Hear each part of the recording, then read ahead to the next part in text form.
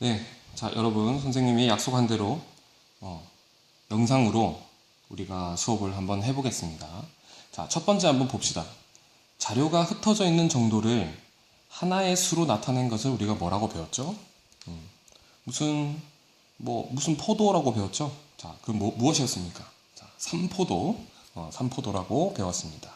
자료가 흩어져 있는 정도를 하나의 숫자로 나타낸 것이 삼포도다. 이렇게 이해를 하면 됩니다. 그러면 대표값에 모여있는 삼포도는 여기서 대표값은 뭐가 있었습니까? 평균이랑 그리고 중앙값 그리고 최빈값이 있었죠. 그러한 자료들이 대표값에 많이 모여 있으면 삼포도는 어떻다? 작아진다. 그리고 대표값에서 많이 흩어져 있다. 그러면 삼포도는 당연히 커지겠죠. 그죠? 왜냐하면 흩어져 있는 정도를 나타낸 거니까 많이 흩어져 있으면 그만큼 삼포도는 그 숫자가 커진다는 이야기입니다. 자, 여기서 선생님이 혹시나 얼굴이 안 보인다라고 혹시나 아쉬워할까봐 선생님이 사진을 그냥 여기 옆에 하나 이렇게 붙여주겠습니다. 이렇게 하면 되겠죠?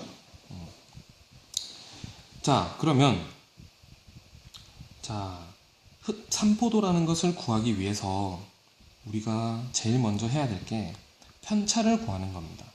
삼포도는 하나의 숫자로 나타내야 되기 때문에 그런 것을 하나의 숫자로 나타내기 위해서 제일 먼저 편차를 구한다. 그러면 편차가 무엇이냐? 편차는 자료의 값에서 평균을 뺀 값을 편차라고 합니다. 그래서 이 편차는 사실 평균보다 작은 자료 값들이 있기 때문에 편차가 마이너스가 나올 수도 있고 아니면 0이 나올 수도 있고 플러스 값이 나올 수도 있죠. 그래서 이 편차들은 마이너스가 나올 수도 있고 0이 나올 수도 있고 플러스가 나올 수 있다. 이거는 충분히 생각을 할 수 있겠죠.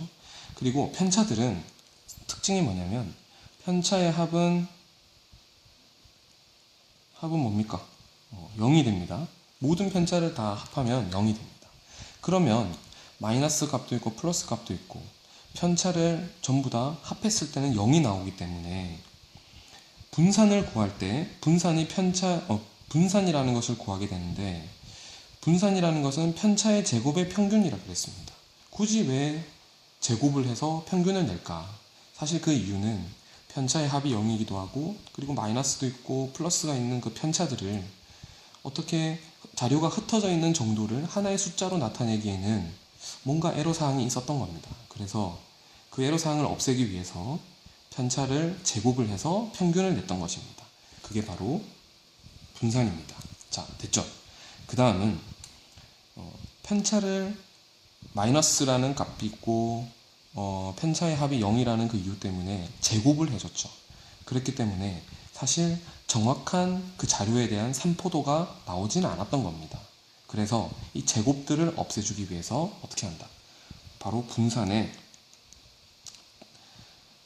편차의 제곱의 평균이었던 분산에 바로 루트를 씌워줘 버리면 그 제곱들이 사라지겠죠. 그죠? 제곱을 한 값들이. 그래서 표준 편차는 분산의 음이 아닌 제곱근이다. 이렇게 알 수가 있습니다.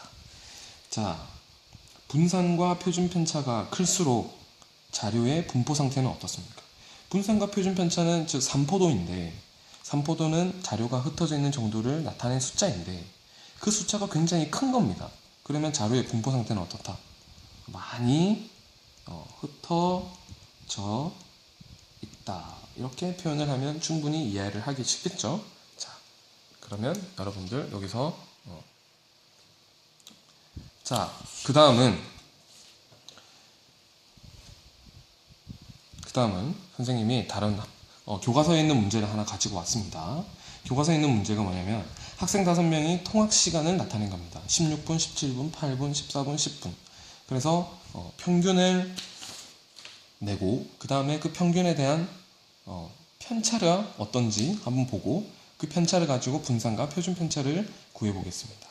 자, 평균이라고 하는 것은 아마 5개니까 5분의 16 플러스 17 플러스 8 플러스 14 플러스 10을 하면 그치?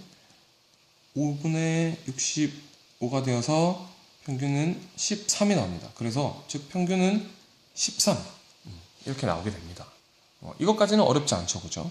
그러면 편차는 자료의 값에서 평균을 뺀 거기 때문에 플러스 3, 16 빼기 13은, 그 다음에 17 빼기 13은 플러스 4, 그지? 그 다음에 8 빼기 13은 마이너스 5, 그 다음에 14 빼기 13은 플러스 1, 그 다음에 10 빼기 13은 마이너스 3 이렇게 됩니다. 자, 분산은 뭐라 그랬습니까? 편차의 제곱의 합에 그리고 자료의 개수를 나눈 거죠. 그러면 편차를 제곱을 해서 다 더해 보겠습니다. 그래서 개수가 몇 개다? 5개를 하니 숫자는 5분의 60이 나왔습니다. 그래서 분산은 얼마다? 12라는 것을 알 수 있었습니다. 자, 그러니 여기서 편차를 다 제곱을 해서 평균을 낸 값이기 때문에 5명의 학생이 통학 시간에 대한 정확한 산포도가 사실 나오진 않은 상태입니다. 그래서 이 제곱된 값을 없애주기 위해서 우리는 어떻게 한다? 표준 편차를 구할 때는 12에 그대로 루트만 사실 씌워주면 이게 표준 편차가 되는 겁니다. 즉 다시 말해서 분산에 루트만 씌워주면 표준 편차 값이 나옵니다. 자, 그러면 12는 얼마다? 2 루트 3이죠. 그래서 우리는 마지막으로 어떻게 해석할 수 있다? 학생 5명의 통학 시간에 평균이 13이었는데 평균 13을 기준으로 해서 학생들이 2 루트 3만큼 편차가 있었구나. 그래서 그에 대한 우리가 산포도를 정확하게 구할 수가 있었습니다. 자, 이것을 토대로 여러분들이 수업 시간에 선생님을 만나게 되면 조금 더 쉬워질 거라고 선생님은 믿고 있습니다. 자, 여러분 잘 자세요.